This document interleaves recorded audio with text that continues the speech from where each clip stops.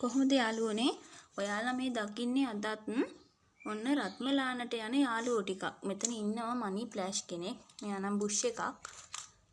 මෙයා ජගුව. මෙයාත් බුෂ් එකට වගේ හැදිලා තියෙන්නේ. මල් ආසන්න ලොකු ප්ලාන්ට් දෙකක් තියෙනවා. තව තියෙනවා මෙයාගේ මේ අලුතින් මේ මොටෙයොත් ඇවිල්ලා තියෙනවා. ඉතින් මෙතන වර්ග කීපයක් තියෙනවා කලව මේ ඉතින් මේ තියෙන්නේ හදා ගන්න පුළුවන් හොඳ තත්ත්වයේ ලොකු ප්ලාන්ට්ස්. මේ බලන්න. හොඳට මුල් තියෙනවා මේ විදිහට. ඉතින් මම යම්මට කප් ටිකක් යවනවා මේ ප්ලාන්ට්ස් හදා ගන්න. පුංචි ඉඩක හැදුවහම මේ අය ඉක්මනට ලොකු කර ගන්නත් පුළුවන්.